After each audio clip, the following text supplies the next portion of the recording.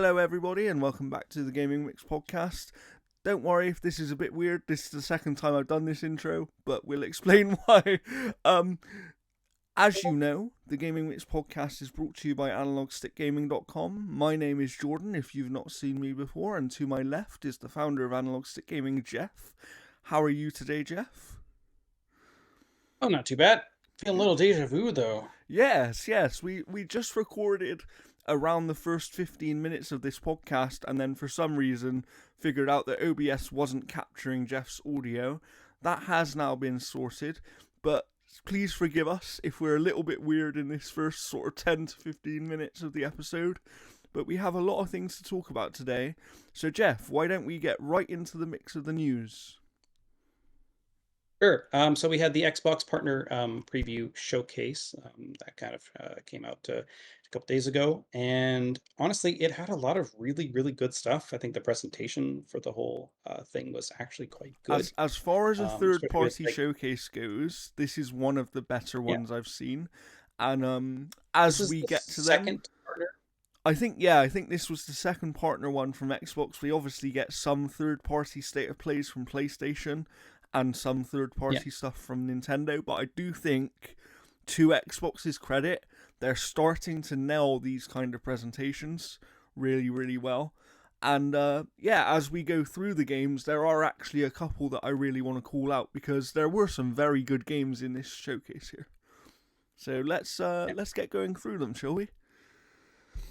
Sure. So we actually got a concrete release date for Final Fantasy XIV Online for Xbox, and that'll be coming full launch on March 21st. Those who have the Game Pass Ultimate will be able to select the perk for the Starter Edition, which will be available for a limited time from March 21st to April 19th. I haven't tried the beta for this, mainly just because I haven't had the time, but this is a game that I definitely do want to kind of jump in and start playing. I would love Because to I like start playing this game. My concern is that I don't want it to take over my life. yeah.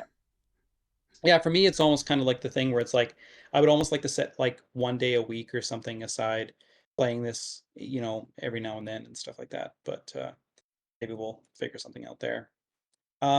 So we got a new inclusion to Game Pass from Capcom. That is Kanutsugami, Path of the Goddess. That's going to be coming in 2014 or 2024. Um, this kind of almost reminds me a lot of almost like an Onimusha style game in regards to like kind of its like use of monsters and combat and stuff like that. Yeah, So it looked quite interesting though. yeah, Something a little bit different from Capcom. And I'm never going to complain about a game going day one on Game Pass. This is the kind of game that will benefit from that exposure, I would say, having a look at this game. So I'm excited to see what it does when it does come. For sure. yeah. Probably my most excited that I've been uh, for this whole showcase and stuff like that is probably Sinking City 2. So we got a kind of a look at kind of where it's going.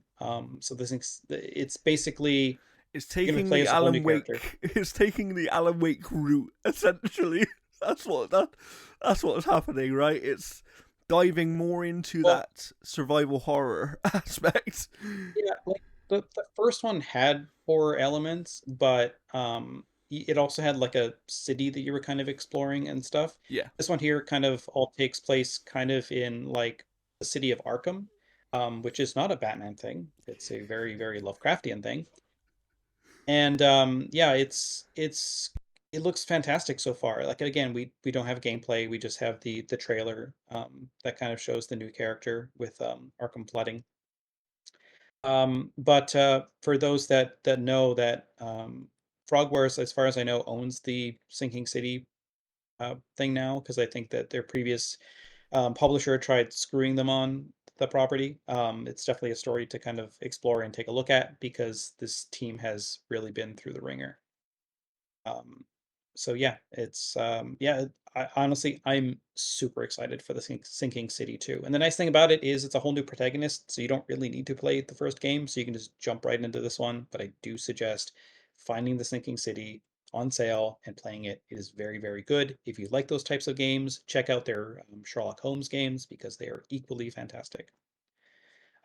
We also have Persona 3 Reload is getting an expansion. That's going to be episode Igus, The Answer. So that's going to be available for Persona 3 Reload.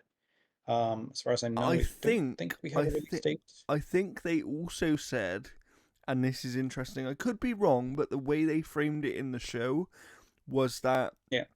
this DLC will actually also be free to Game Pass members, which is something that doesn't usually happen because the game obviously went into Game Pass day one. Yeah, because usually they'll bait the DLC as a way of getting you to then to purchase the game. So Yeah, this is Sega really kind of it taking a it good makes chunk of you money. it makes you think that maybe Sega have actually found Game Pass to be very beneficial because they're using it quite a Who lot knew? lately. Who knew? All of us. We also saw that, so we're going to be getting the new Stalker game later this year as well too. But until then, you can play um, Shadow of Chernobyl, Clear Sky, and Call of Pripyat. So the Stalker trilogy. It's available now. It's not on Game Pass, but you can go and purchase and I try would out I the would games that imagine are they're a leading. decent price given that these are ports of Yeah, older games. I would assume that they are very, very cheap. We also got Unknown Nine Awakening, sort of a weird name. Um, but this is a new game through Bandai Namco and Reflective Entertainment. It kind of has Assassin's Creed meets Dishonored vibes. The gameplay that they showed was pretty substantial. I mean, this game was announced a long time ago, Yeah. but we finally got I to see don't some actually gameplay. remember this one being announced, but I really like the look of it based on what we saw in this show. Um it's definitely one that I'll be keeping an eye on for sure. Yeah. EA Originals continues with developer Surgent Studios with Tales of Kenzira Zhao. This is the game by Abu Bakr Salim, and it is kind of like an Ori-like type of style game, like in Yeah. regards to kind of like where the art style is going, kind of how the vibe is. And somewhat Prince of Persia like, which is something we mentioned during our previous recording. But Yeah. yeah, I hope to see this do well because it looks very very good. It's definitely something I want to play. I also want it to do well so that EA continues with the Originals program Yeah, because the because last like EA original didn't do so well, of course, even though it no, was a Immortals of fairly Avium. decent game there, and probably deserved to I do still wish we better. actually got to beat it because of all the freaking issues you had with that game. Yeah, yeah. Because yeah, no, and even their Monster Hunter style game didn't particularly do too well. Wild Hearts, despite it being very, very fun. But a I lot of the really enjoyed that game. interestingly though, that means the two that haven't done very well under the EA Originals program have been the AAA scale. When they've gone Yeah, for these smaller projects, they've done very, very well. Look at what they did with Hazelight, right? They support yeah. Hazelight, they make several games, and one of them wins Game of the Year. It's like, so clearly, EA are doing something right in supporting these smaller projects, and hopefully, this one is another great one for them. Speaking of Hazelight, did you hear that the Brothers remake on Xbox Series S can hit as low as 480p? Oh my god, really? Oh my god. Mhm. Yep, it's optimization, baby. All right. We're gonna skip through this next one here. Chucky's coming to Roblox. Who cares? All right. So we got Creatures of Ava, which is Inverse Studios. This is kind of like almost like a Pokemon's little Power World kind of thing, where you have a bunch of creatures and you're kind of This leading them through this like a variety looks of like it's ecosystems. going to be very popular with a certain group of players. Yeah, no, it's actually really decent, and yeah, it's easy enough to get code for this one. So you want to check it out, Jordan. Nice. Um, so we have Monster Jam Showdown. So we got a monster truck game coming on sometime this year. I have a family history with monster trucks, so I might check this one out. Nice. I will Family say drove orange I'm truck not for usually one game. interested in these kind of games, but Yeah, this one did look good. Like when I saw the gameplay, I was like, "Oh, this actually looks quite interesting." Well, hey, if you want to cover it, by all means, go for it. Maybe, See if maybe we can we'll get you. see. We'll Because see. if that's handled, because Monster Jam stuff, as far as I know, I think is THQ Nordic. Well, I think they've maybe, got the. maybe I'll cover it. We'll see. I think we've got the. I think they got the stranglehold on Monster Truck stuff. All right, so here's where we left off last time. So we've got a game called, and I don't even know what it's called. The Altars. What Oh, font is that? I love the look Um, of this game. yeah, visually looks fantastic. I just don't know what they're doing with that font. So as Jan Dolsky, you'll play as a simple worker who creates alternate versions of himself in a desperate attempt to escape from a planet where even sun rays can prove deadly. This game's going to be coming to Game It Pass. is Game Pass Day One. I believe, I could be wrong, but I believe that Yeah, this is from someone that was connected to the original Frostpunk game, or maybe the same dev or something. They said something about it should be. It's Frostpunk. 11-bit. It's 11-bit Studios. So this is another one that we'll be able to get probably Nice. code for it just Because because we've had good history and with them. describe this for people who haven't seen it, the way that I summarized it to a few people that I know is, to me it looked like a sci-fi version of Fallout Shelter if Fallout Shelter was made as a console game first instead of a mobile game. That Yeah, essentially is what I got from it. And it looks really, really interesting because I'm into these kind of yeah, simulation based games and management style games anyway. yeah. I'm very interested in this one for sure. Sure. I will add those to our wish list. My second favorite game of this show, and one that I really, really want to cover, based on the DNF universe, the first Berserker, Kazan, focuses on the betrayal hero Kazan, who is seeking revenge against those who have orchestrated his downfall. This is like a kind of a Souls-like. It's got kind of a very anime edge to it. It looks really, It really it freaking good. it looks cool. It doesn't really look like one for me necessarily, but it definitely looks really cool for sure. Yeah, I'm definitely excited to try that one out. Speaking of Frostpunk, we got the Frostpunk 2 date reveal. So that is going to be coming Finally. on PC Game Pass, PC Game Pass, July 24th. Yeah. Um, so it's set 30 years after an apocalyptic blizzard ravaged Earth, transforming our world to a harsh, icy wasteland.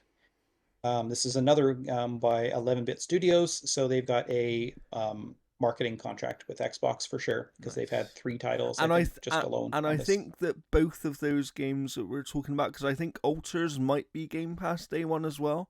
So It is, yeah. so yeah, they obviously like Game Pass. you know. Who knew? Who knew? All right, so we got Sleight of Hand, and no, it's not a card game.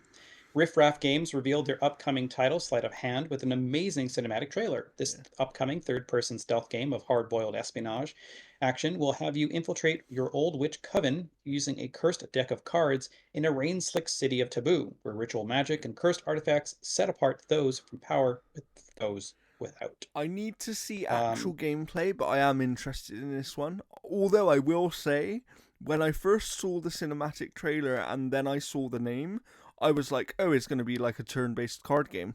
Like that was where my head went. when I first saw this trailer, for some apparent reason, I thought that this was a sequel to Contrast. Oh wow, okay.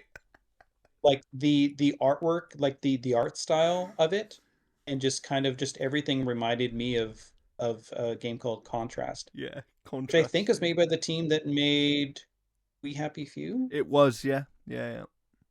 Yeah, so I thought it was that, but then it was a partner program, so it's obviously not because that is Compulsion is made Yes. by Yeah. Xbox now. So that was the partner preview. Not a bad showing. I mean, I will say that there was not a massive standout game Yeah. to, I think, the general populace. I agree. But for me, Sinking City and First Berserker, those are two titles I that I think am that over the moon this is the for. kind of show where, because it didn't have a massive thing, you don't necessarily have to watch it, but I guarantee you that the vast majority of gamers, if they watched this show, would find at least one game they were interested in. Because it had a really good variety here. Um, Yeah. and you know, both of the games by the Frostpunk guys, really interested in those. Like I said, that monster truck game looked interesting enough. The Capcom game that I can never say the name of, um, looks super interesting. So yeah, I think that this was a decent show. Much, and to be honest, much better than I expected. Yeah. So No, it's actually not a bad show at all. unfortunately, we have a track record on this podcast, Jeff, of bringing bad news to people, and particularly layoffs. I think we might have had layoff news in every single episode we've ever done, except for our Alan Wake 2 spoiler cast. So, Yeah, should we continue that yeah, trend, unfortunately? sure. This one, this one sucks, I think, for a majority of reasons. Um, so Variety has reported that Rooster Teeth will be shutting down after 21 years. Parent company Warner Brothers Discovery, after unsuccessful attempts to sell the unprofitable fandom, gaming, and comedy entertainment division, is shutting down Rooster Teeth's operations. RT General Manager Jordan Levin announced the shutdown of the Austin-based Rooster Teeth at an all-hands meeting Wednesday in a memo distributed to staff. The closure of Rooster Teeth will result in layoffs of its approximately 150 full-time employees and will throw dozens of contractors and content creators out of work as well. It is with a heavy heart that I announce that Rooster Teeth is shutting down due to challenges facing digital media resulting from fundamental shifts in consumer behavior and monetization across platforms, advertising, and patronage. Levin wrote in a memo obtained by Variety. Our legacy is not just a collection of content, but a history of pixels burning in our screens, minds, and hearts. Um, hold on. Where? I completely missed on here.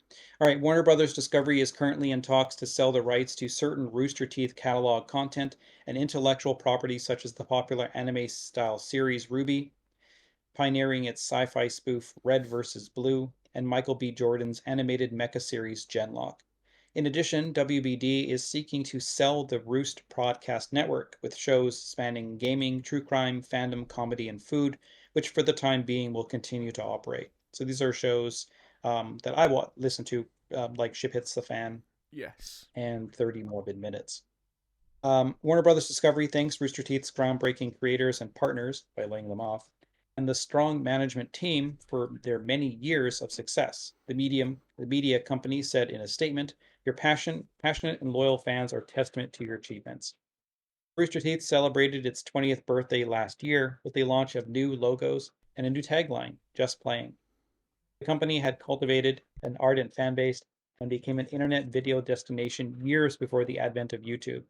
His first viral video came with 2003's debut of Red vs. Blue, an animated comedy series that popularized machinima, all taking place within the actual gameplay of Halo. The company's name was derived from dialogue in the original trailer for Red vs. Blue, in which the voiceover narrator is dissed by the subtitler as a cockbite. Rooster Teeth was founded in 2003 by Bernie Burns, Matt Hullum, Jeff Ramsey, Jason Saldana, Gus Sarala, and Joel Heyman. After multiple ownership changes, it became part of WB Discovery's 2 years ago. In 2019, then owner Warner Media tapped Levin, former CEO of WB, as general manager of Rooster Teeth as part of a reorg in which Holman, previously RT's CEO, Burns, and Ramsey took over as new creative roles of the company. Burns then exited the Rooster Teeth in 2020. In 2014, Rooster Teeth was bought by Fullscreen, which in turn was bought by Otter Media, and before Rooster Teeth became part of Warner Media under AT&T's ownership. In 2022, Discovery closed the acquisition of Warner Media to form Warner Brothers Discovery. Rooster Teeth has operated as a subscription video demand service from its earliest days, hitting such highs as 225,000 paying members to just about 60,000 as of recently. At one point, Rooster Teeth's staff has ballooned to a headcount of more than 400. It continued windowing its ranks over the years in an attempt to turn the enterprise profitable to no avail. Even RTX has never been profitable. Among the company's controversies, Rooster Teeth in 2022 issued an open statement of apology for hateful and hurtful conduct towards employees over the years, coming after former staff members detailed her experiences of being harassed, underpaid, and marginalized at the company. Even Funhouse had to remove one of their staff members as well due to some very inappropriate behavior. I won't read the notice to staff that they they posted as well too because it's pretty lengthy. But I've never like for me for Rooster Teeth, I liked Red versus Blue, and I liked Ruby, I liked Genlock, and I liked Always Open. That is all I ever liked for proper Rooster Teeth. I never would listen to their podcast. I never watched Achievement Hunter. I never watched any of that because I just did not like that group of Rooster Teeth people. They just were not entertaining to me whatsoever. Funhouse, however, I've been a fan ever since kind of Alana joined, and then I ended up watching a whole bunch of stuff before Alana had joined Funhouse. And I became a huge fan of people like James Willems and Elise Willems, Yes. Jacob Fullerton, who's been great. And then they had Alana on there as well too. Hmm. And even when they brought in like Raul Coley and like watching Yeah. all that stuff was super, super So fun. that's kind of my similar connection here with Rooster Teeth and everything that surrounds them.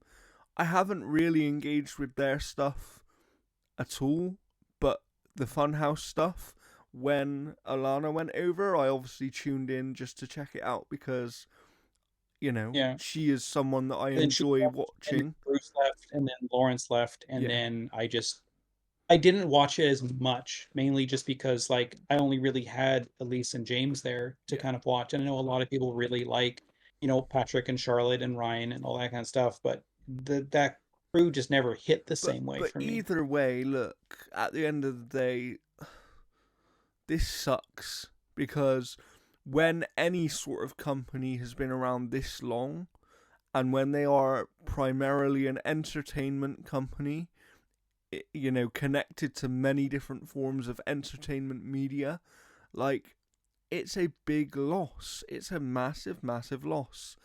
And, I want to give WB some slight credit because I think they'll get a lot of negativity here in this situation, of course. But at least it sounds like they actually did try and sell, you know, they tried to sell this But situation. the problem, the problem with a lot of these like big kind of group things and stuff is like you'll have some people that kind of really work. Yeah. Like Kind of Funny, for example, did a lot of fundraising and all that kind of stuff through their stuff to kind of Yes. stay where they're at. And I think that the people that are here as part of something like I wouldn't be a bit surprised if like some of the Funhouse crew kind of just rebrand as something else and Yeah. then just kind of go based off I YouTube also and wouldn't be subscriptions and things like surprised that. if some of them do end up in places like Kind of Funny or any of these other kind of independent places. Yeah, and I think Kind of Funny might even bring in like James or Elise or something to like run games daily or something like Yeah. that. Like Yeah. they'll kind of do that stuff. I mean, like Alana jumped into Jacob's stream last night and dropped 50 gift subs Oh, to nice. his community and stuff like that. So yeah, like and like the thing is like Rooster Teeth as a company has generally not been great to a lot of its creators. I know like Yes. Lawrence Sontag, like he hated his time there. Bruce wanted to leave to kind of, craft his own type of thing. Um, and like again, like there's been a lot of allegations with a lot of its Yeah. staff as well Hmm. too. I mean, they shut down things like the likes of like Sugar Pine 7 and Cow Chop and all that kind of stuff.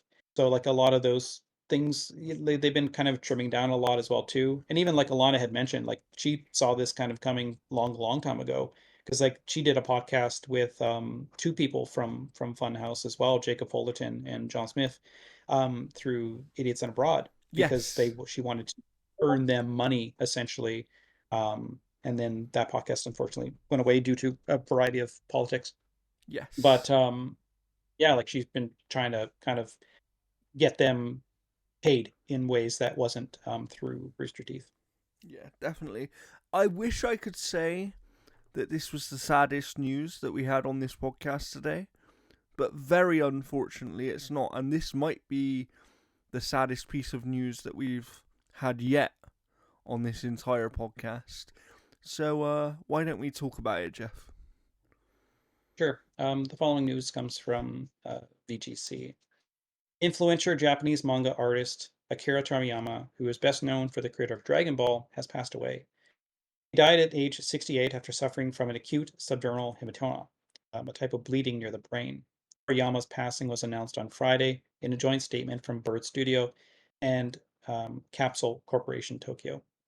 It's our deep regret that he still has said it's our deepest regret that he still has several works in the middle of creation with great enthusiasm, it reads. Also, he would have many more things to achieve.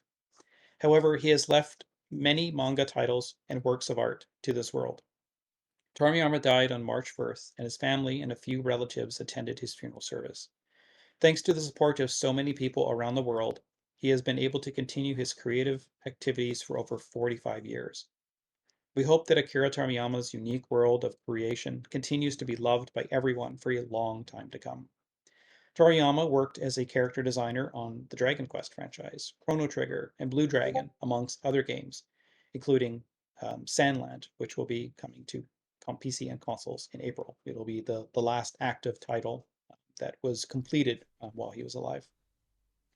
Japanese government spokesperson Yoshimasa Hayashi paid tribute to Toriyama following the announcement of his death. Toriyama has played an extremely important role in demonstrating Japan's soft power. Mr. Toriyama's work has led to widespread recognition of Japan's content around the world. Yeah, like his art is instantly recognizable. Like you Yeah, know exactly if Akira Toriyama had anything to do with something. absolutely. And we have a new Dragon Quest that, as far as I know, that's being made. And yeah, like Dragon Ball is one of the most recognizable animes in the world, Yeah, and and that one of them. that one specifically, I think, that's what he's most well known for, and it hit with an entire generation of people, and it actually crossed generations. Like, I know people that are 10, 15 years older than me, and Dragon Ball was a thing for them. But I remember it still being huge even when I grew up. When I was growing up, we had it was Dragon Ball Z and it was the Cell Saga. That was kind of my time of when I was younger. And so yeah, this is really really sad news. And of course it's sad when anybody dies. Anybody. But there was something special about this man, right?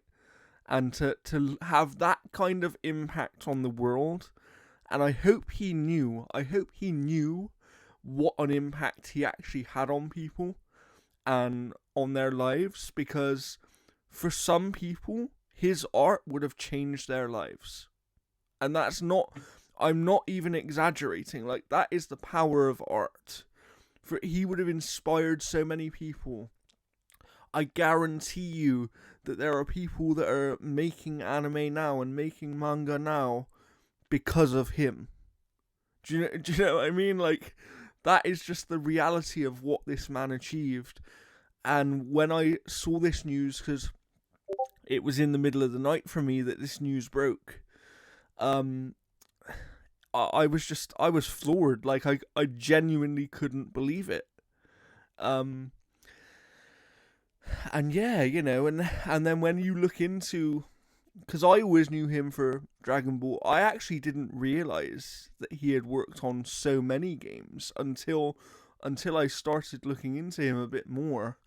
And that, of course, our question of the week this week. Why don't you say it for everybody, Jeff? Sure, and that is like, what is your favorite Akira Toriyama like game? Whether it's Dragon Quest or any of the Dragon Ball games, like it doesn't have to be a game that he was directly involved with, but a game that essentially had any featured connection to him. his Yeah. yeah. Um. There's quite a bit. Yeah. I think one of those for people will probably be the Chrono Trigger, right? is Yeah. that's gonna be up there for many people. But for Curious to see kind of how Sandland kind of gets perceived. yeah. I mean, look, I just for me, it's one of those things where it's like Dragon Ball is it. Do you know what I mean? And every time, like, you couldn't have Dragon Ball look a different way. It has to look that way, and the games Mhm. look that way, and it has this really unique look, which I think helped it to have that worldwide appeal, right? And certain animes don't don't break out, and they don't kind of get out of Japan very well, and sometimes that is down to the art, because like when you the first impression of you what you get of something is what you see, and that's what this man was most responsible for in every single thing that he worked on, right? um so yeah, I just for me it's kind of anything Dragon Ball related. I will always think of him whenever I see it, because that those games and that franchise is going to continue. I'm sure of it. But it it's kind of like, if Metal Gear continuing without Kojima. Even if it does, you're still always going to think of Kojima when you see that franchise. And Dragon Ball is the same here, in this situation. And I'm just glad that, you know, to see the outpouring of love for this man and everything that he worked on. And I think that sometimes we can forget that these people that make things we love are human beings, but something like this, death or illness or anything like that, brings us all back to reality of we're just living in this crazy world, and we don't know when our time is going to be up, but we all hope to leave some sort of impression on the world, right? And this man did that in spades. So, I think we should all take a moment to think about him. Leave the answer to that question of the week in the comments. Reach out to us on Twitter, and let's celebrate this man. I think we should celebrate this man. You've seen him, of course, on the thumbnail for this episode, and yeah, let's just talk about some of our favorite memories. And like Jeff said, what is your favorite game that involved any of the work of this wonderful, wonderful man that we will never forget? So now let's carry on with the news. After that terribly somber news there, we hopefully have some other things to talk about. Oh What do yeah. we have, Jeff? So the latest update for Spider-Man 2 accidentally gives players access to developer Insomniac Games debug tools. The version 1.002.000, which went live today, adds a new game plus, which includes new features, including the ability to go beyond the base game level cap, unlock new symbiote suits, and upgrade gadgets and with golden styles. Other new features included were the ability um, to replay missions and the ability to change time of day in the post game. However, players soon discovered that it also unlocked access to the game's debug menus, which are used during development to skip certain parts of the game, perform diagnostics, and turn on various modifications. Some players are also suggesting the debug menu lists missions which aren't in the game and could be DLC, including a character named Beetle, who in Spider Man Comics was the daughter of Tombstone. It should be noted, however, that not all content or references found in the game's files actually end up being used, and there is therefore a chance that some missions listed in the debug menu could refer to previously planned content that was cancelled or, again, upcoming DLC. Insomniac posted on Twitter stating that we're aware this update has allowed inadvertent access to development game menus. There's a hotfix on the way, and to please don't use this as it can corrupt your save files or trophy progress. This is weird, right? Um, This is really weird. I've never actually you, I've never heard of anything quite like this before. Obviously things happen. it's happened sparingly, like once every 5 years or something. But I mean, how do you miss this? Yeah. Yeah. Especially as Like, any patches have to go through a certification process these days, especially. Someone would have picked yeah, this up, surely. But then that's such a the weird problem, story. right? Is the people checking this stuff are all on the dev side. So they might be looking at it thinking, oh, actually, that's meant to be there while we're looking at it. Do you know what I mean? It's Yeah, it's one of those strange things. Um, and it, you know, I'm just, yeah, it is a really weird thing. I hopefully they get it kind of sorted as quickly as possible, um, because this sort of thing can actually also create quite a lot of issues. Because not only does information come out, but you can also have people breaking their save files or doing things that they shouldn't be able to do, and therefore accessing things that they shouldn't be able to access. Right? Um, yeah, it's a shame, really. And like you said, I'm sure it has happened before, but I can't think of any examples off the top of my head. Um, but the only other thing I'd say is where do people where do people think cheats used to come from? Right, back in the day, cheats were essentially debugging tools. Essentially, they were part of a debugging package, and you would use a input on a controller to access them on a retail version if you needed to do so. Um, and they were kind of things that were left in because, you know, the likelihood of anyone actually finding these cheats without being a developer on the game was always low. But then they would always leak, right? Because some developer that worked on the game would eventually put those codes out there, and yeah. and people would have access to them. Um, yeah, so this is a really weird situation, and I don't really have much else to say about it other than it's just very strange. Yeah, especially since like getting a peek under the hood in Insomniac has been kind of a news story Yes, over the past couple months as well too. So having kind of potential DLC plans kind of leak, just it's just another one of those things, like, well, absolutely. yeah. All right. So the European Union has said it's investigating Apple's decision to terminate Epic Games' iOS developer account.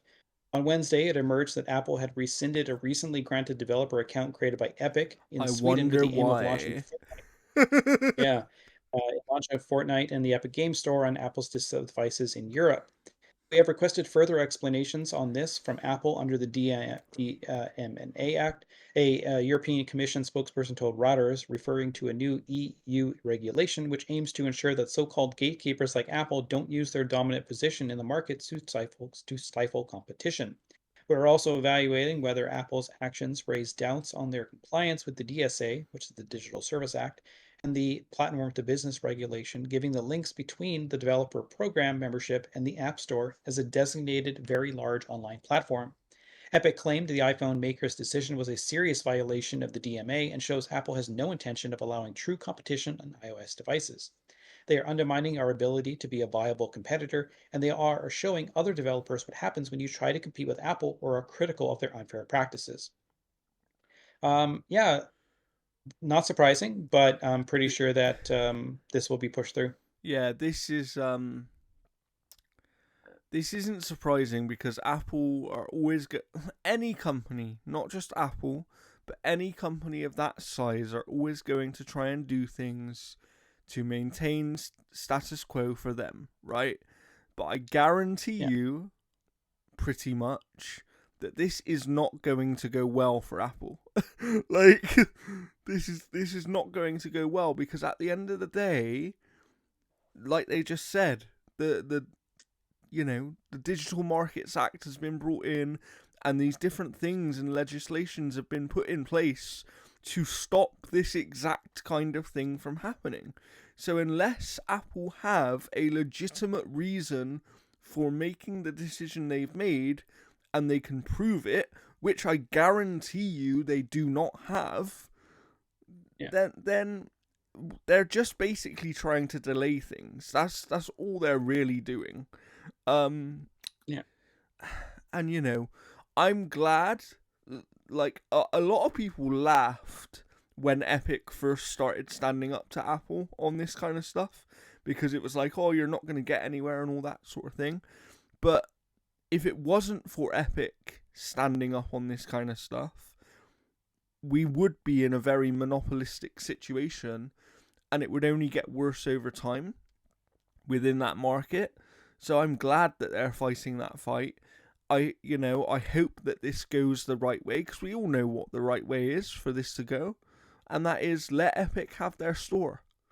Hell, let Microsoft do their mobile store if they want to. Like, what if you're that good? If you're that good at what you do, and you really think you're that good, Apple, why are you scared of competition? Why are you scared that somebody's store might be better than yours?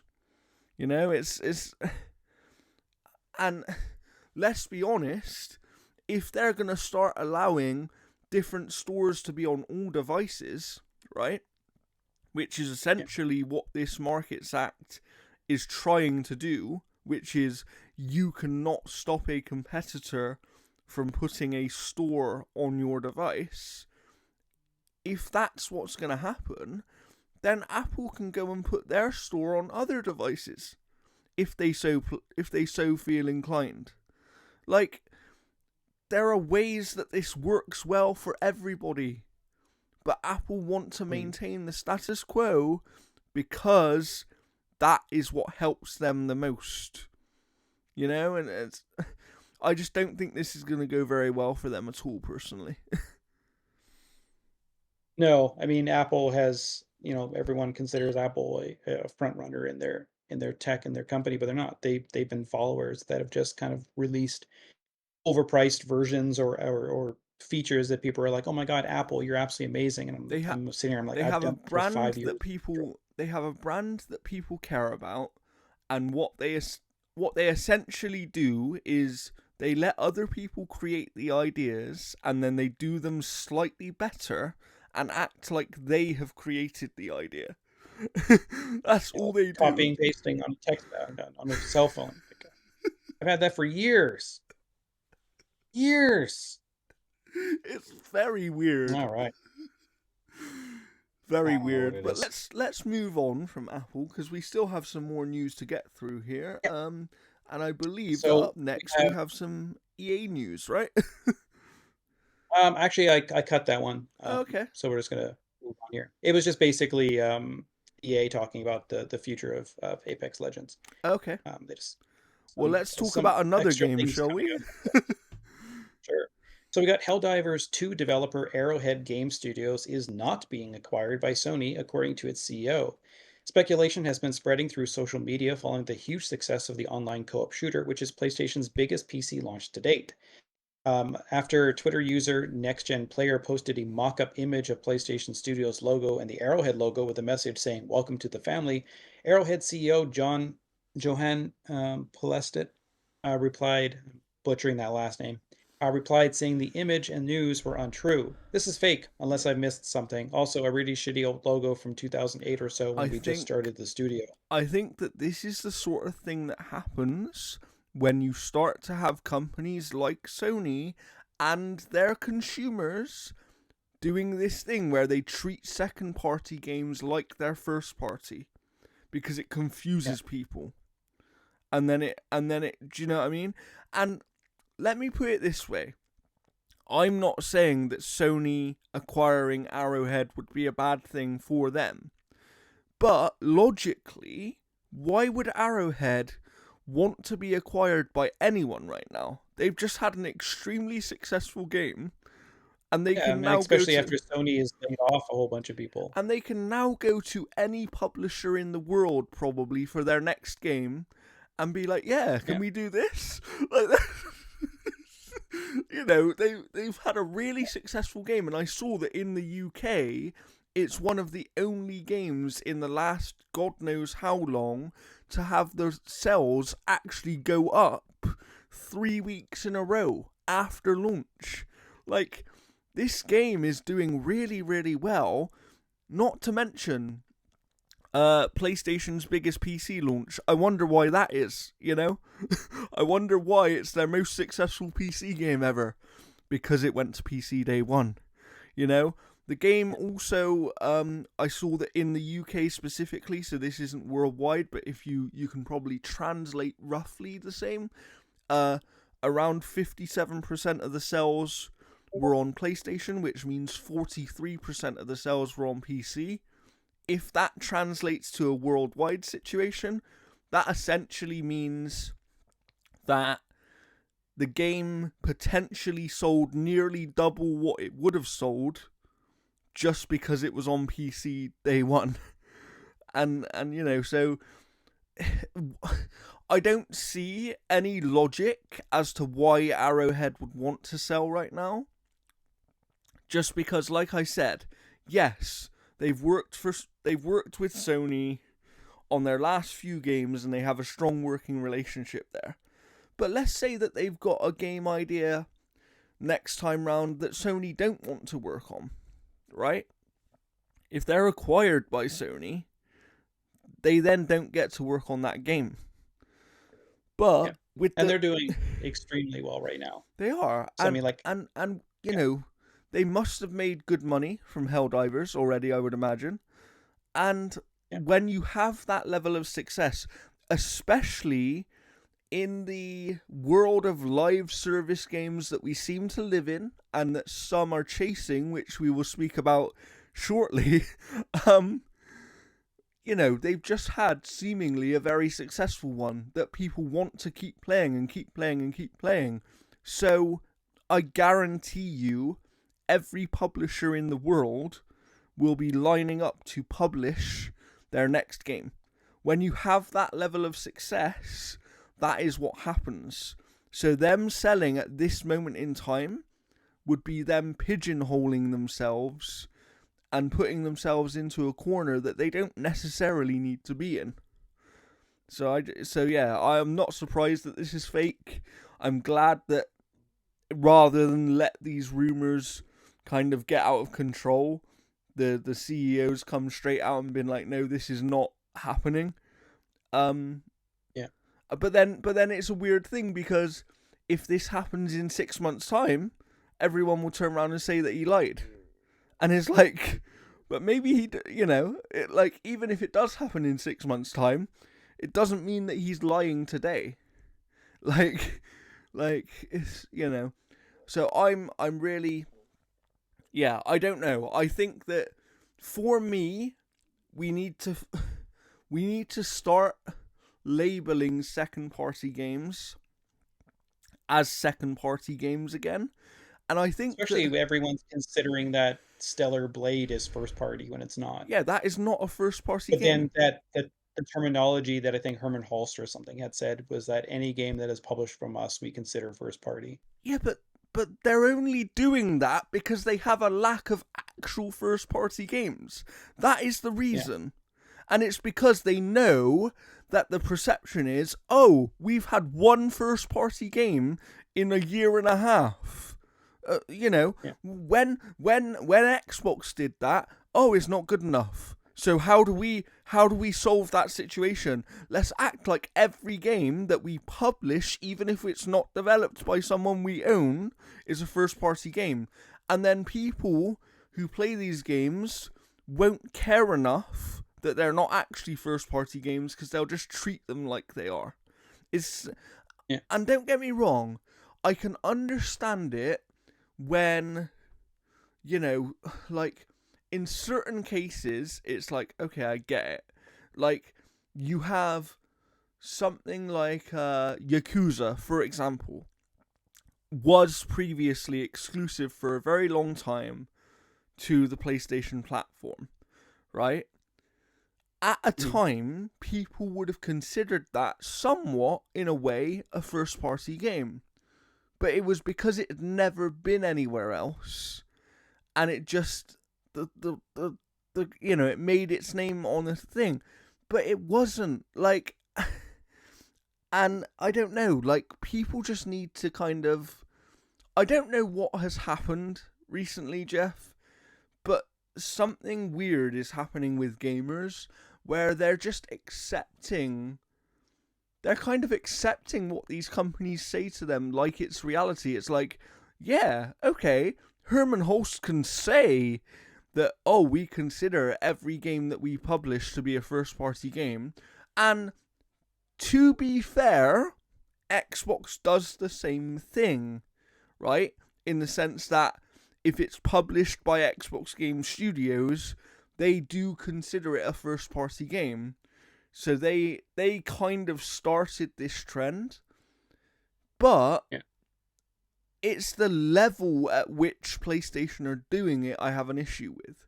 Because like you said, Stellar Blade, one of the biggest examples, that was literally a game that they weren't even publishing initially, and all of a sudden we're publishing it, so it's now a first-party game. It doesn't work like that.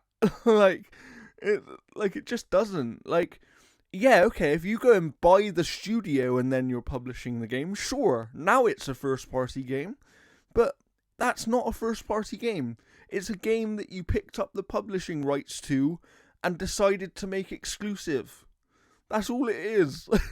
Like, you know, and if I can go on a tangent for a minute, this brings me to this same thing about game criticism recently. I don't know if you saw my rant on Twitter, Jeff, but briefly. But there seems to have been this thing that's happened recently of like a rise in players that all of a sudden don't want to criticize any game ever, and also a rise in people that are overly nitpicky and critical of games and overreact about everything. And I'm sure that those two things are connected, but why? What I would ask you, why is it that some people seem to think, and I'm not talking just about general players here, I even think that there's probably some media people that put across this same sort of message. Why is it that some people seem to think, oh, let's just play games to enjoy them, and let's not ever criticize? And if we criticize, it must mean that we now are not allowed to like the game. Because that's essentially the impression that I get, is that you can't criticize any aspect of a game and still like the game, or you're being overly critical of a game. That seems to be the two camps that is kind of happening right now. And I don't know whether I don't know whether there's some sort of confusion, or whether it is because people think that if you criticize a game, you somehow can't also enjoy it at the same time. I don't know. I think I think enjoying something comes with the deepest level of criticism. Just because like you want, like, I don't know, like it's sort of a weird thing where like people automatically assume that criticism is inherently negative. Like it is just that's all there is if you criticize something, you are essentially picking out its flaws or whatever the case is. But criticism can be just kind of like, I want this thing to be a 10 and right now it's like a 9.5. Absolutely. And that's my thing, you know, and you guys, you will see it when I write my Infinite Wealth review, which I am writing right now. I'm partway through writing that. But slight spoiler, I'm not giving that game a 10 out of 10. And there are very specific... We have to talk about this. We have to talk about this, Jordan. 11 out of 10 just doesn't work for a score. Sorry. And it's just like, because as much as I enjoy that game, and Jeff knows I love that game, like I love the game, but nobody in their right mind could look at that game and go, there's nothing that can be better. And that's the thing about criticism, is it doesn't have to be from a negative place. Yes, criticism often comes across as negative, but I think what Yeah. you're saying, Jeff, is a lot of the time, if you're doing it properly and you're being constructive with it, it comes from a place of, I know that this can be done better. And I want it to be done better because I want this thing to be the best it can be. And I think that if we get to this weird place in gaming, which we seem to be in right now, where a lot of the audience don't want to criticize a game, and I don't know why. And and like, I've had a rise even in my personal friend groups of so many people that go, "Oh no, I just want to play games for fun now." And don't get me wrong, I have no issue with that, because games are fun and you should be playing for fun. But if you just playing for fun means that you can't even admit that you don't like a certain aspect of a game because it somehow takes away your fun, I would argue that you're probably not really enjoying the game in the first place. Because Yeah, like I mean, there's also that whole thing about the 30 FPS being unplayable. Like I'm playing a game right now under embargo hmm, where like I'm playing under the quality mode because the performance mode is just the the screen tearing is abysmal. And like I'm playing in like 30 FPS mode right now. It's 100% playable. yeah, and I don't get me wrong, I get people's love of higher frame rates and all that sort of stuff, but I Yeah. absolutely do think we're kind of, the problem is too many people are on their high horses right now. That's the way I would describe it, and I do think, like I said, some of this not wanting to criticize a game thing does come from the feeling that certain places and certain people are overly critical these days. And I do think that has happened as well, where I think there is a lot of nitpicking where me and you will play games, Jeff, and we'll talk about Final Fantasy a little bit later. But I have small frustrations with that game that I really find frustrating, like very, very frustrating. But they're so small and insignificant to the grand package of the game that they don't Yeah. really impact it so much that they actually take my enjoyment away. I beat a boss in that game. It's like a secret boss. It's like in this little like valley and stuff like that Okay, because you're led there through a side quest. It's a big flying thing. okay.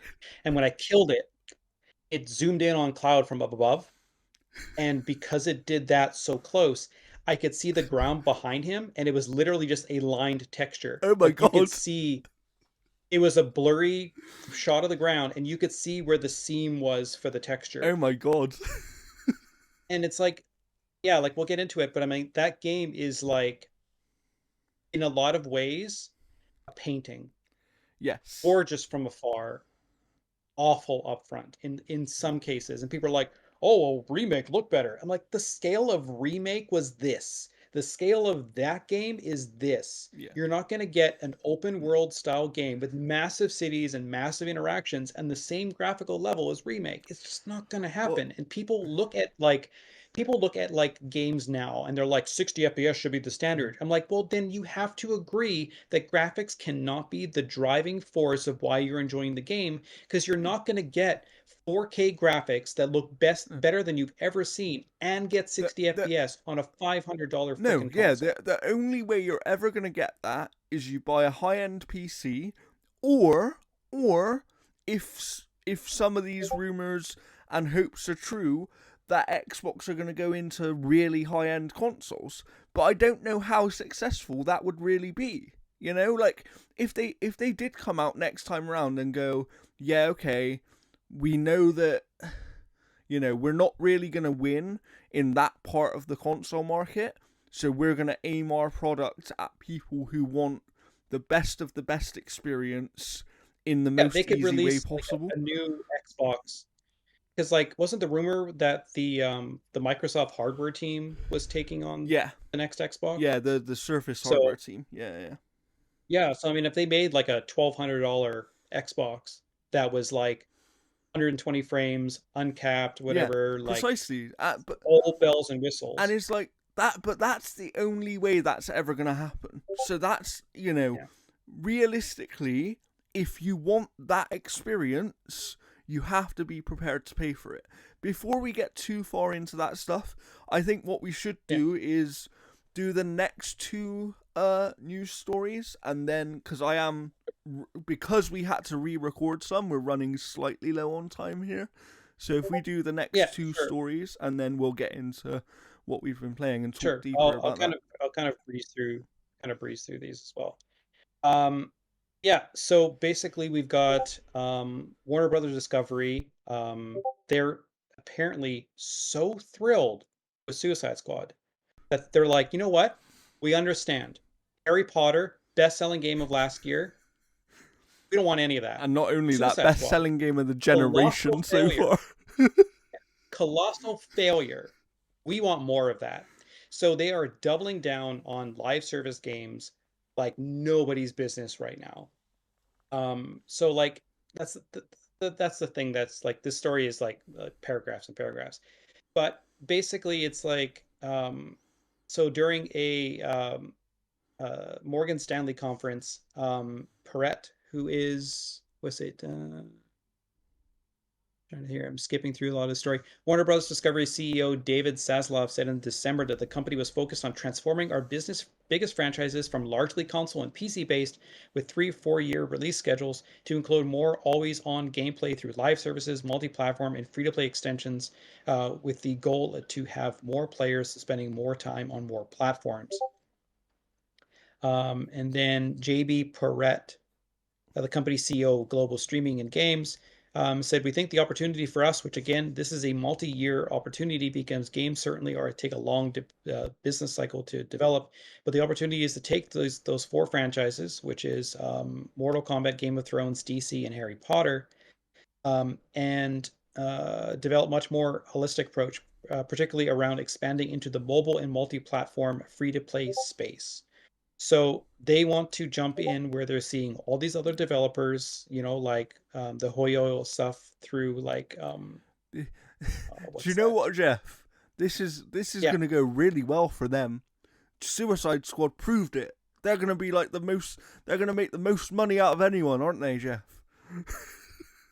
it's so fucked up. Like they made so much money with Harry Potter, so much money. It was the best-selling game of last year, and they're betting it all on live Do service you know shit. what the Like funny thing I'm no is? longer excited for Wonder Do you, Woman. do you know what the funny thing is? Yeah, all they have to do is look at EA. What happened with EA? They chased live service esque and microtransaction Yeah, filled games for years and years and years and years, and it didn't really work. Only one or two of them yeah. worked, and those couple remain. And now what happened?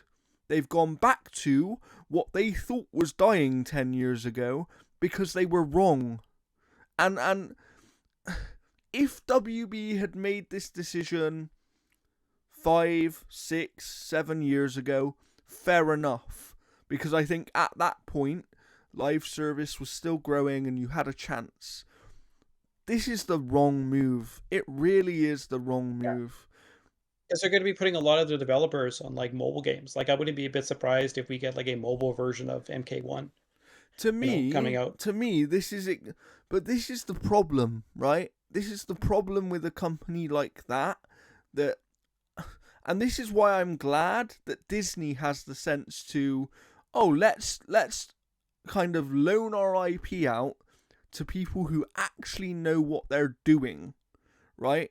Because WB, the problem is right now, their whole gaming operation is run by people in suits who just want money, who don't actually understand the industry. And they look at the money and they look at the numbers, and all they think is, we want this money quicker. They don't. Well, yeah, like I can't remember who said it. I don't know if it was Giant Bomb or Maximilian Dude. I can't remember, but they were saying like that Suicide Squad was delayed so often, so much, so frequently, Mm. that Mortal Kombat 1 was released before it was finished, Yeah. Yeah. which is why it launched in such a bad state. Yeah, that's true. So That's like true. they were intent on getting a game out, before it was even ready to kind of But I capitalize I on a also lot of think stuff. that part of this is what happens when a company just 18 months ago couldn't decide whether they still wanted to be in the games industry or not, and then all of a sudden they realized, oh, actually games make a lot of money. That's what happened. That was essentially what happened, is somebody came in and they didn't think games was worth it, and then they realized how much money video games make. That is what happened. And right now this is them chasing, chasing the unicorn, so to speak. Like, this isn't going to go well for them. It really isn't going to go well. And I don't understand how they can even look at their own data and make this decision.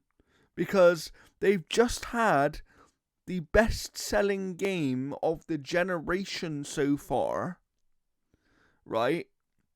It's one of their biggest successes in years, and it's a single player one-off game that finishes Yeah. and you're done. And then one of their biggest failures ever as a company in games was a With a live legacy service game. developer. Yeah. Yeah. And it's just like, Like more of that, please. how can you look at that and make that decision? I don't get it. All right. So we'll move on here. So I'm going to truncate this story a little bit. So Ubisoft's second $70 game, Skull and Bones, has seen its price drop significantly less than 3 weeks after release. Following a troubled development that saw the game developed on a number of occasions and rebooted in 2020, Skull and Bones was finally released on February 16th, priced at the $70 USD price. But it hasn't taken that long for its price to be slashed, with Best Buy, for example, currently offering the game for only $45. This is US. There was an update saying that the price was $44.99, but it's now gone back up to the $70 price point. However, it's not the only place that you can buy it cheap, so it's been kind of dropping in price. And that was the same thing that kind of happened with Avatar, although Christmas sales always bring those games down because they want to push units. Yeah. But still, like for a quadruple A game, as Yeah. according to Yves Gamot, um, this is not surprising. Like, and I No, wouldn't be a it's bit not. surprised if it gets a permanent price drop down to like 50 And USD I said because to the game somebody, is very, very bare bones. yeah, but I said to someone the other week, and I might have even said it on this podcast, if this game was a different price point, as in Yeah. if it wasn't 70, it would actually be doing very well. Because at a different price point, it is good enough to get into right now. Like, there is enough there at a very specific price point that it is Do you worth think it. they're like, let's put it at that price because it'll drive people to our subscription Maybe, service? maybe, maybe. Mm. Um, But it's interesting yeah, because I'm not surprised that it's happened with Skull and Bones here. I was a little bit surprised it happened with Avatar because I actually think that Avatar was the much better game out of the two. yeah. I wasn't surprised because Christmas sales, they Mm, want to push units. yeah, but also Avatar. Do you know what I mean? like I think the weird thing that happened with Avatar is I think they knew they made quite a good game, but I think that they also knew that people just don't really like the Avatar IP, and that game was always going to struggle to kind of gain the interest of a wider audience, and therefore they probably needed somewhat of sales to help it do that. But I think that's all the news we're going to cover for today, because we do have one other story, but I'm not sure that it's really that important to cover right Yeah. now. Um, No, we can cover it later. It's basically just Jeff Grubb apparently saying that EA and BioWare is confident that Dragon Age Dreadwolf will release this year. Thank God for Um, that. But yeah. for now, So yeah, let's let's get on to jump into what we've been playing. let's start with Final Fantasy. I will speak first because I Sure. think you're quite a bit further than me. Um, so Yeah. I've played a few hours. I'm in the without spoiling too much. I'm in the area that is after the mines, Yeah, essentially. so it's the grasslands. Like I've 100%ed the grasslands, Yeah, right? yeah. Or is it So I'm after that. okay? So yeah, I'm after that. I've fought the big snake. Put it that way. um, Okay, yeah, 'cause I've just done that as well too, but I've been playing an embargoed game for the time being. nice, But yeah, like I 100%ed the grasslands. I did every intel mission. I explored the map. Like nice. I kind of wish that the fog of war would clear off if you've discovered a certain area entirely, Yeah. because there's parts of the fog of war that I cannot Get rid clear of. off, Yeah, and yeah. I'm literally like jumping up the mountain as much as I can to kind of clear that Okay. off. So I want to talk. I am going to start somewhat negatively because I want to talk about those small frustrations I have first, so that I can Yeah, then focus on the things I really like about the game. So, firstly, I think the first two chapters of the game are very, very slow. Like, I think the pacing is near bad. Like, I don't think it does a very good pacing job at all. And then outside of that, my main frustrations with the game are what I would call some very outdated design elements. And I'm talking about elements when you traverse around certain parts of the world.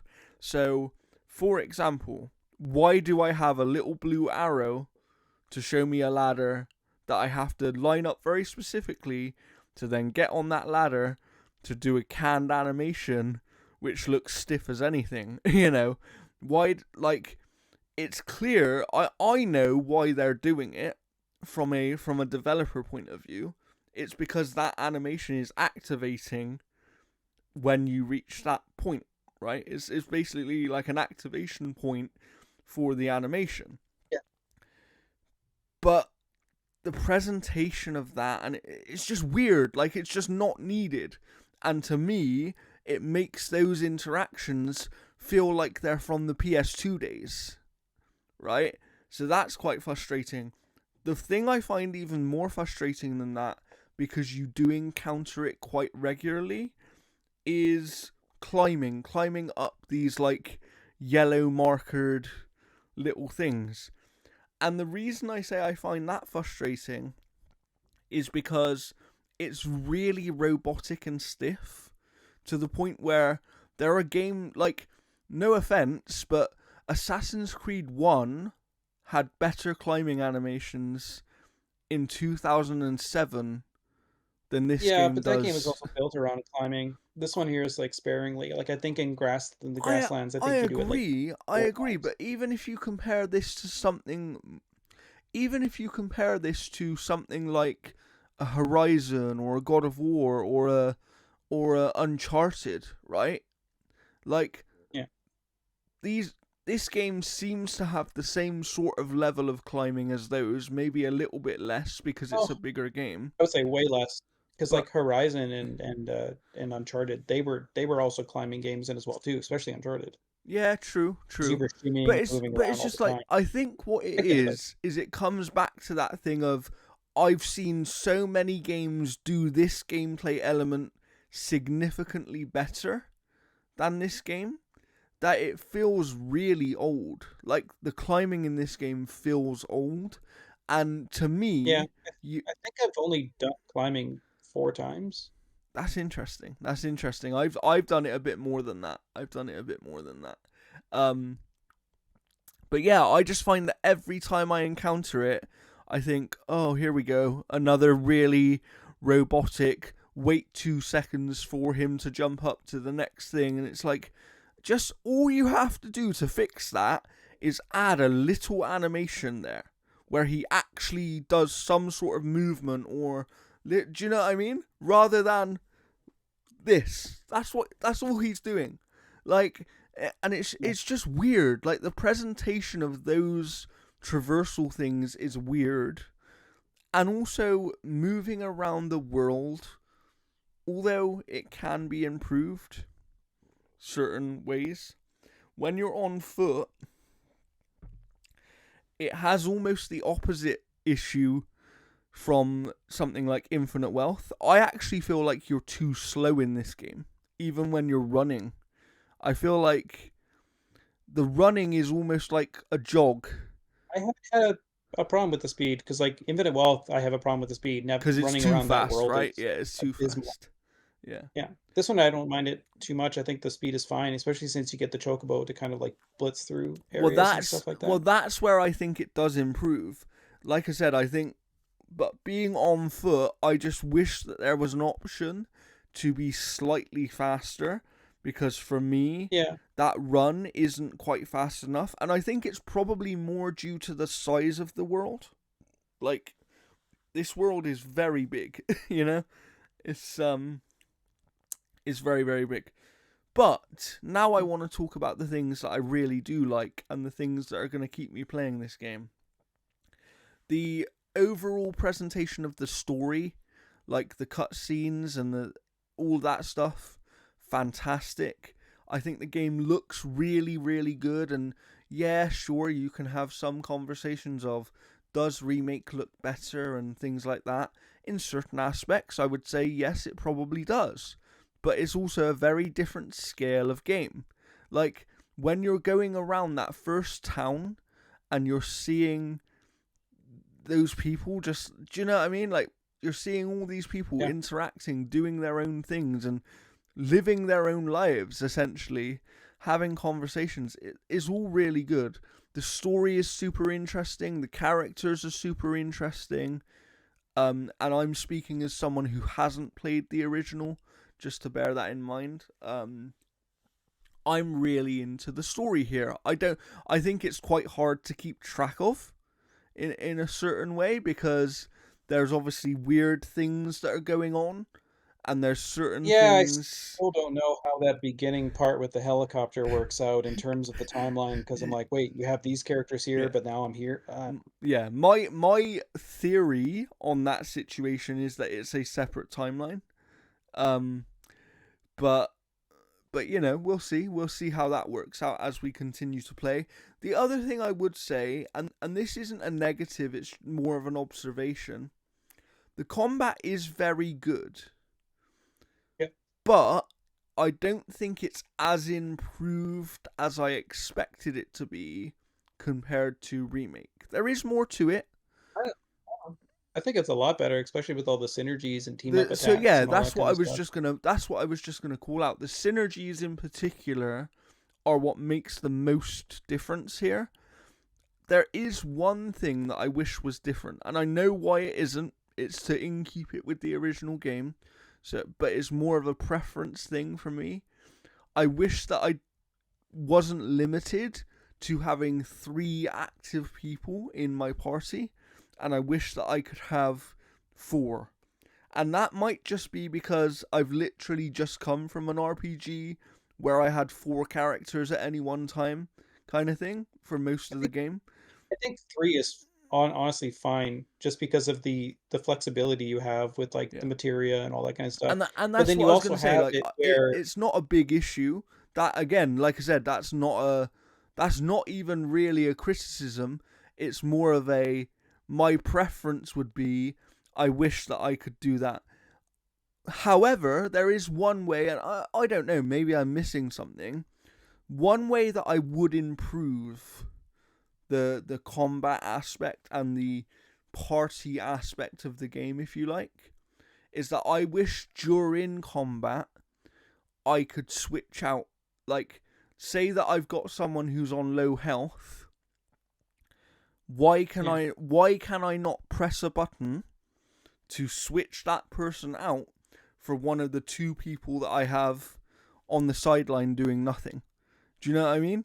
That seems like an odd Well, I mean, choice.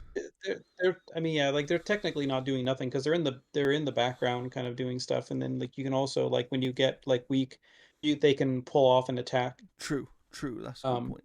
that kind of like But balances that on out the as well too. whole, I do really like it. I like I'm using Red 13 quite a bit in my party. I enjoy using him. I think that each character has very unique uses in many ways, and you know, I guess for me it's that thing of I've just come from two, like, the two games that I've played that are most similar to this but also very different are Infinite Wealth, which decided to go full turn based with one mechanic that can break that system, but there's a point to that. Yeah. And then the last Final Fantasy game that I played went full action based, right? And I feel like, and this was the same in remake as well. And like I said, I don't dislike it, but the problem with the combat for me is that I don't think it's as good as it could be because they're trying to find this middle ground between action based gameplay and turn based gameplay. And I wish that they would make a decision and go fully one way or the other. I definitely disagree, mainly just because Final Fantasy VII, the original, is turn based. So to kind of Precisely. complement that history is making a kind of hybrid version of But that. And like for but me, I almost have no problems with the combat system at all. interesting. But would like, and I know that they've got the classic option, which makes it slightly different. Um, but I don't know. There is part of me that I'm like, imagine if they had a full turn-based option and I'm not even a big turn-based guy, but if they had a full turn-based option, I almost think, you know, I would potentially find it more engaging. And like I said, I don't have a big issue with the combat. I actually think it's really good, especially when, to be fair, I think they have some really good tutorials in this game as well for the combat. When you meet that Chadley guy and you start doing the world intel and you can go into the battle simulator, um, and it throws you into these different scenarios for you to learn each character.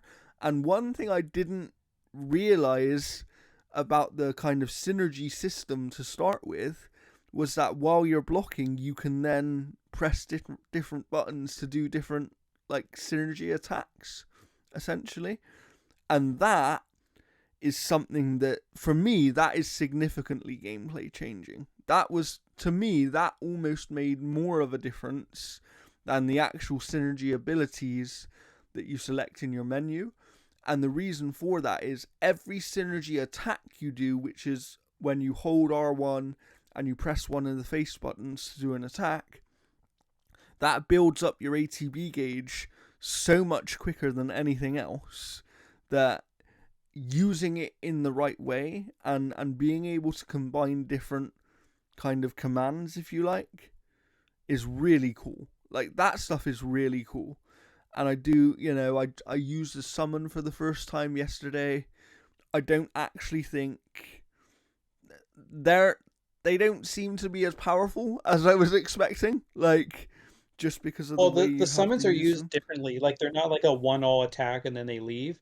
So they're meant to be power that's kind of like split up throughout the entire battle. So Yeah, like you use your ATB gauge to to essentially have command them them, right? attack. Yeah, yeah. Yeah.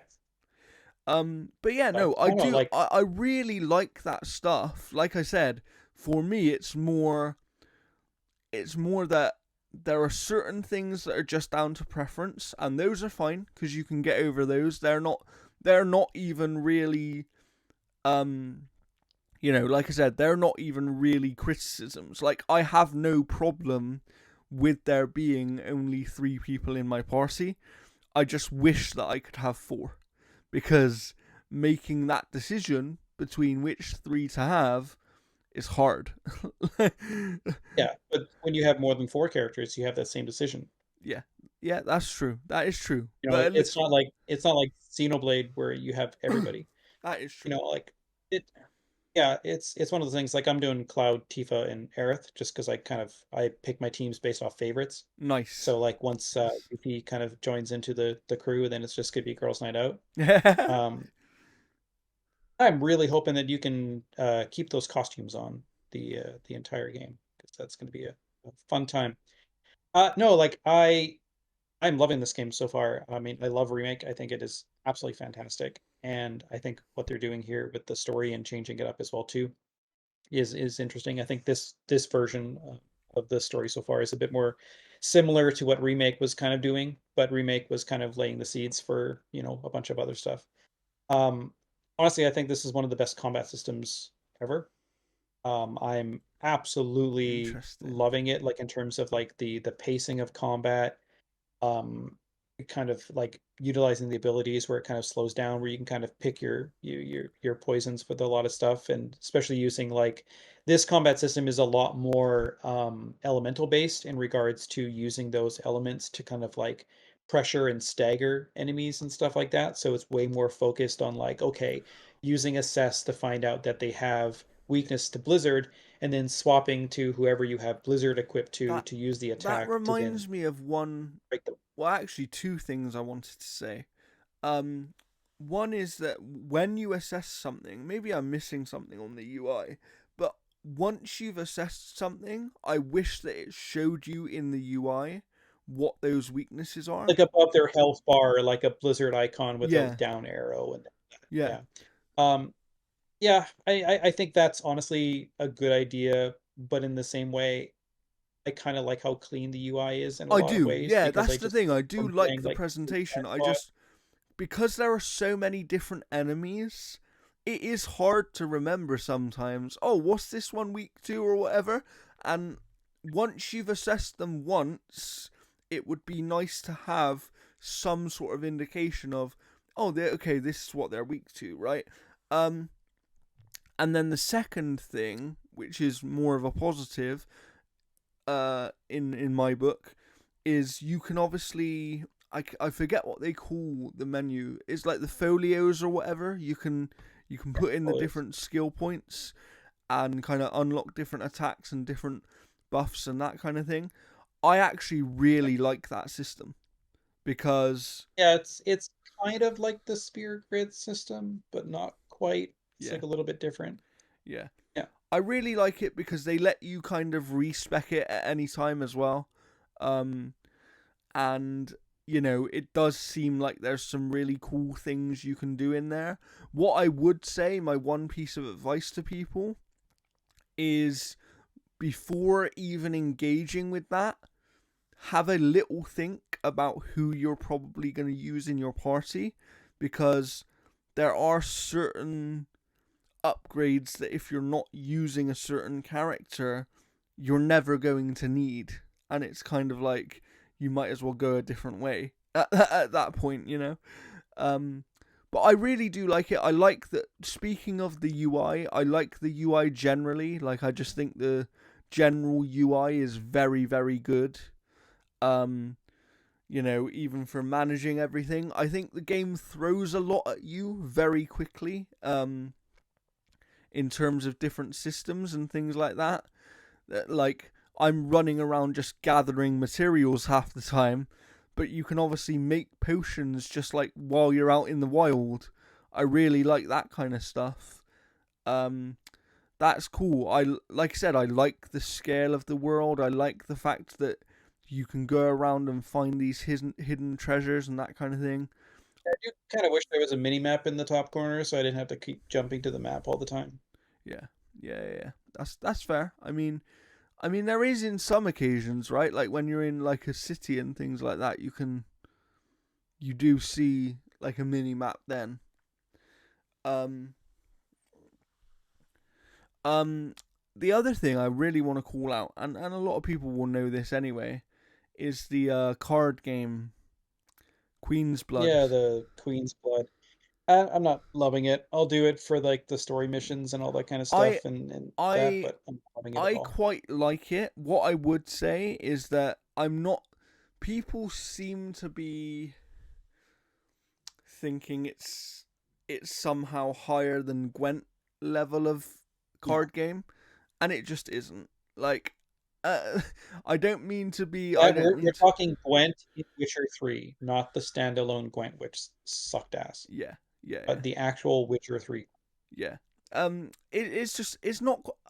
Queen's Blood is very good. I actually do like it, and I think that it does have a level of depth there that you could really get into. And I do think there is something that could be a small standalone game there. But it's not quite that level. I get it, it's Final Fantasy, so it has that extra little push behind it. But yeah, I enjoy it enough. Like, I'll keep engaging with it in the game. I like a lot of the side stuff. Obviously, the world intel stuff is like interesting. I wish that it was presented in a slightly different way, in the sense of like, but I just want games in general to move away from these Ubisoft towers. Like, I, you know, Yeah. I wish that I could actually go around and like, and the icons would just appear on my map. Do you know what I mean? And Yeah, I mean, it's the same it's the same systems as painting stuff in yellow. yeah, It's making sure that the player doesn't miss anything. yeah, Um, and that's generally what it is. But I mean, yeah, the Ubisoft tower things. Like, the moment that I saw a tower, I was like, oh, I know what we're doing yeah, here. yeah, yeah. But it hasn't really bugged me in the Oh same no, way, and mainly that's what I because mean. It the doesn't map bug me. isn't like, it's not icon bar for anything Yeah, like Horizon or anything. yeah, and that's the thing. It doesn't bug me. I actually think, to this game's credit, it also seems to do a very good job at balancing just enough content without being too much. Like, it's not littering your map with icons. Do you know what I mean? It's not. You don't have 100 icons come up every time you do one of these towers. You have like maybe 5, kind of thing. It's there's a good amount of content in this game. The flow between content is good. Like, I do really like this game. That I don't want people to think that I'm being negative, because I'm not. I just have those small frustrations because I want this game to be better, and it does. I don't know. It's just not quite up to the standard I would expect in certain little aspects. Those things are not enough to make me not play the game. But put it this way, I'm not reviewing the game, so I can tell you what score I would put on it right now. As so far, based on the hours I have played, I would give this game a 9 out of 10. That's where I would be on it, because it is that good. But if you took away those small frustrations, or just made some quality of life tweaks, I would be very close to a 10 on this game so far. So that's kind of where I am. Like, it doesn't really impact my experience too much. The climbing thing does. That I do actually find that frustrating. But like I said, that's because I find that I'm engaging the climbing and the weird little blue arrow on the floor to do this thing. I'm engaging those elements enough that I notice them more. The combat stuff is more about preference than it actually being bad. Like, I would just love to see what this combat could be if they weren't trying to find a middle ground, and if they were just focusing more in one area or the other. Um, but that doesn't mean what they have is bad. I just think it Yeah. limits them somewhat in terms of the potential of what they could do. But mainly, I'm like I said, the things that I most care about in video games, it's nailing, right? And that is, story's super interesting, characters are good, they're really well performed, these cutscenes are amazing. Like, the music in the game is fantastic so far. And it's constantly playing music as well as you're going around. Like, there's always music. Um, you meet weird and wonderful, like, side characters as well. There's just people that just like pop up out of nowhere. Even in the card game, there was one lady in the first town, and she's basically built a fort around herself, and you just walk through these boxes and knock them over. And then she was like, "That's my wall you just knocked over." There's like a so it's almost like she was aware of what you've actually done rather than it being. Do you know what I mean? It made it feel natural, and they've done some really good stuff with the writing in this game as well. And yeah, I do really enjoy it. Weirdly, there's well, I'll speak about why in a minute when I don't know if you I'm going to let you say more about the game, but there is a reason that I'm not being called back completely to this game yet and why I haven't played as much as I probably could have. But I want to know, Jeff, what are you thinking kind of overall so far? How are you finding Final Fantasy VII Rebirth?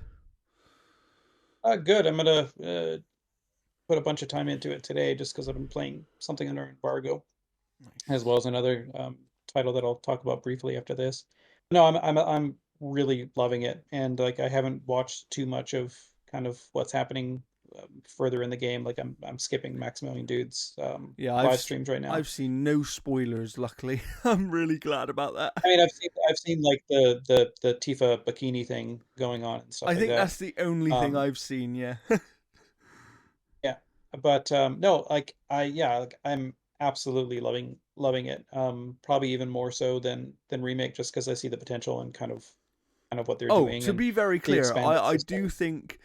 do think this is a better game than remake already. Like even just a number of hours in, I think what they've managed to achieve on the scale that they're doing it, like this game does only improve from remake. Yeah, I just wish it had improved a little bit further. That's all.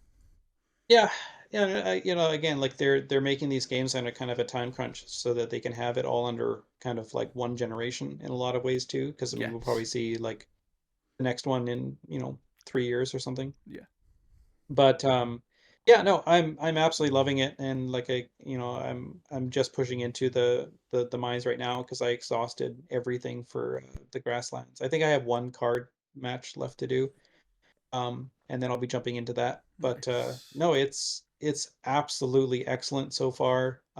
There are some graphical things that I'm not terribly impressed with. Like there's some textures that I think are absolutely abysmal. I think some characters have like a lack of detail, like the girl from remake that you meet who's like acting as a mercenary and stuff. I think her character model looks weaker than everyone else's. It has kind of like a soft blur to it. Speaking of the textures, when Jeff says these textures, some of them are bad. I think we're talking like almost like PS1 bad. Like Well, yeah, they're not PS1 bad in regards to like the clarity that PS1 textures had. These are just kind of like, and I'll talk about it in the next game I'm talking about. Um, uh, it's almost like their surface level texture has not loaded. they're lacking detail, right? They're lacking a level of Yeah, detail that should be there. For example, this is a weird texture, and I don't know why I even saw it, but once I saw it, it really bugged me. It was like a boiler or some sort of machine, and normally you'd have like a dial with numbers on, right? With an arrow. And in every game, yeah, you'd be able to actually read the numbers and see the dial. And this was just a white thing with a black line.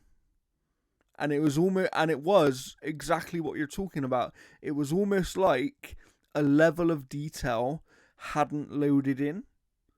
And it reminded me of on the PS4 version of Remake, they had this weird thing with doors in the game where they lacked a level of detail for some reason. Like certain doors in the game, it was almost like they just wouldn't load in properly. And then you had like the skybox, which was basically JPEGs just up in the sky on the PS4 version. And obviously they fixed all that stuff on the PS5 version. The sky looks much better here, but there are still some of those textures, like you're talking about, that just look like they don't even load in properly. But it's not that they don't load in properly; they're just low quality textures. yeah. It's that's honestly like the only complaint I've had with the game, and like It hasn't really impacted me yet because again, I'm only probably about 5% into this game. Yeah. But yeah, no, like it's one of those games where it's like Square basically was like, "Hey, how much would it cost to fix this?" And then the developer was like, "Oh, it'll take this, and this amount of money." And they're like, "Yeah, work on it and patch it later." Yeah, It's that one of those kind things of where how it's it like, feels. Yeah, for sure. yeah. For sure. But yeah, leading into kind of texture issues and stuff, I've also been playing Expeditions Mudrunner, so it's been released. My review should be coming in the next couple days. Right now, the console version, I guess maybe just the Xbox version. I don't know if this is an issue on PS5. But right now the ground textures don't really load um, at all. Um, That's yeah, weird. it's really weird, and like you can move the camera around and then they'll flicker in, and then you'll move the camera back and then they'll Yeah. flicker out. That has to be some Um, sort of bug or something. Yeah, it is. It's definitely some type of bug, but this is the next game through like the Mud Runner series. I still think Snow Runners is a way better game, and I'm talking way better. Because this one Interesting. here is like you're part of an expedition crew, so you're going through and doing scans and a bunch of other things and stuff. But I think that actually impacts the gameplay considerably to the point where I'm just not having fun with it. Yeah. And it sucks because like the gameplay itself is fun. It's a puzzle game kind of where you're trying to like take your vehicle and you're kind of figuring out where do you need to go. But the bulk of these missions and stuff are like go and set up a scanner and then like an explore an area. So it'll be like, oh, go and explore an area and you have a big circle and you have to fill that circle as much as you possibly can by driving around. That shit's not fun. Yeah. And I have an objective where I need to go from here to there. That's fun.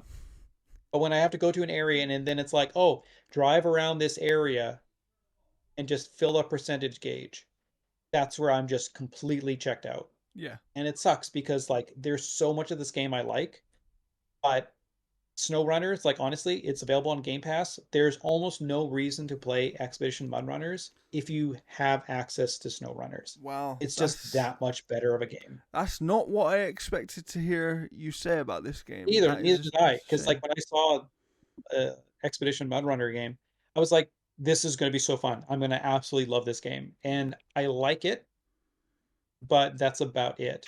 I That's a don't know where shame. I'm sitting at with the score right now, but I wouldn't be a Well, bit surprised if I'm anywhere between seven people and can eight. check out So the review to find out, can't they? yeah, yeah, as probably. long as Jeff's review is ready by the time this episode goes out, like I said, it will be linked below. So check that out. And Yeah, I'm gonna now, try to have it done for Sunday. nice. And now I guess it's time for me to talk about the game that I reviewed a little bit. WWE. Yeah, WWE 2K24 The going. menus are really, really bad for the Create a Wrestler. Yeah, Because I was watching Dan Reichard make a character and he's like, I can't figure out where to access this. It's like, yeah. oh, the head items is part of your attire. Yeah, Like it's it's not on weird. head or They your face because type. they've tweaked those menus slightly. y- Yeah, yeah, like finding stuff that was easy before is now difficult because yeah. they've almost changed it without reason. But what I will say is they've changed the menus, but loading items in onto those wrestlers is Yeah, significantly quicker. It's still slow, that's good. and there's still issues there with that. But I do think maybe the menu change was something to do with the loading because the loading of Is those it items is quicker. is it to do that thing where the moment you move it icon down, it loads it? Or do you have to click a button in order to actually have it appear on the model? No. So when you move it down, it should load it straight onto them, basically. Okay, because Mudrunners does that. So when I have to like select through like these different tires, it goes load, loading, tire, Yeah. click down, loading, tire. So if you're So trying to get down so to like the this sixth tire, as you're going down, it will show you what each one looks like, and then you can okay, select it. So all so right. and they still do have the best character creation tool set in video games. Like, I don't think that's even disputed by anyone really, because the things you can create in this game, especially if you've got a real level of skills, and if you can use like Photoshop and import your own images and stuff like that as well, you can do some really cool stuff with this character creator. But yeah, look, the simple way to sum up WWE 2K24 is it's kind of iterations. It's iterations on an already strong base, with nothing overly remarkable, but it feels like a celebration of wrestling because of its focus on kind of celebrating WrestleMania, which is coming up to obviously its 40th year, and everybody's looking forward to that. And hopefully Cody finishes his story and he's on the cover of this game, so that's another part of his story. And there was some, weirdos online last night, because the game has now officially released, being racist to Bianca Belair, who's also on the cover of the game. And for people who don't know who she is a wonderful wrestler and a black woman, and there's no reason to be racist to anybody. So that hair whip. Yeah, I love her. Right? She's amazing. Yeah, she is amazing. But look, what I would say is not to play this game down too much, because this is the best 2K made wrestling video game. Like, in their last 10 years of running this franchise, they've had some ups and they've had some very significant downs. Yeah. But they have now hit this, I don't know, like, it's like they went, okay, let's just make the game the way we want to make it. And I think that previously they were stuck in this kind of THQ, the original THQ, had set such a specific bar for what a WWE game needed to be. And I think they were trying to follow that, but kind of do it in their own way. And it didn't quite work. And I think they were trying to treat it too much like a sports game, which was, let's simulate this like a simulation sports game, rather than let's be an arcadey fun wrestling game with those simulation presentation elements to it.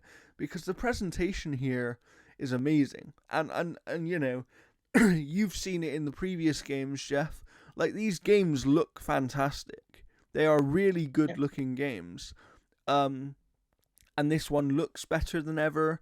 It's got the most up-to-date roster ever. Of course, they're always going to run into the problem that because the real life programming changes so quickly, in like a month's time, this roster is going to be out of date. Like, some of these guys have attires that are already out of date, but at least they're still within their same character, if you will.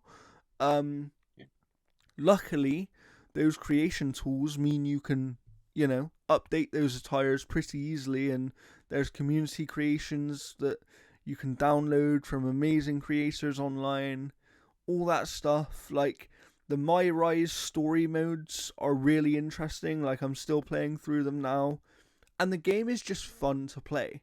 Like, that's what it comes down to. The game is fun to play. It's well presented. And it's, at the end of the day, yes, it is iteration like many yearly games are. But they are improving it. And most importantly, unlike some other developers, they are actually listening to what the community wants. One of the biggest complaints last year was, we've got the My Faction mode, and there are specific attires or versions of wrestlers that are locked to this mode that you can only use in this mode that you then can't use anywhere else in the game.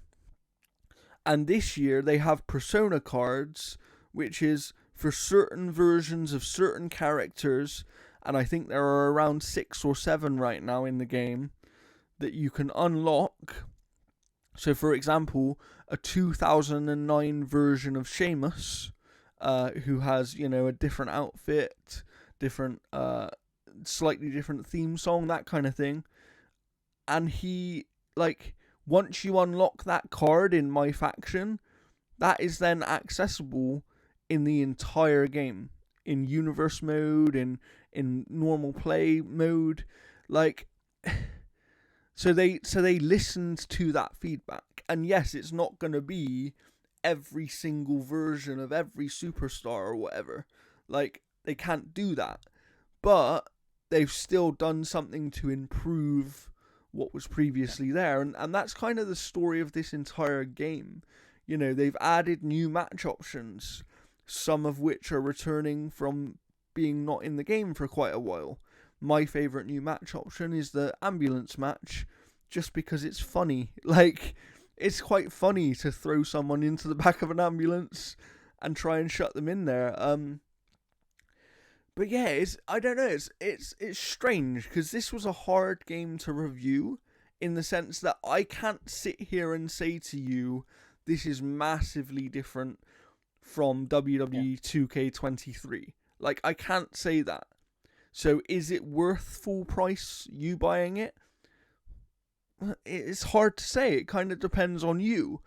But if you asked me whether this is a better game than the last game, if that's all you need for it to be worth buying, then yes, this is a better game than the last game. And I actually, if I'm being honest, I've heard some people, Greg Miller being one, Greg Miller thinks that this is the best wrestling game ever made. I'm not quite in that camp, but I certainly would have this in a top 5. Like, I think that's how good of a job they've done with this game. And yeah, I really do recommend, if you are a wrestling fan, I really recommend checking out this game. And you know, I think you will be pleasantly surprised. Obviously, the showcase mode, for people who don't know, is an objective-based mode, and it still has some issues there that people won't like with that kind of thing.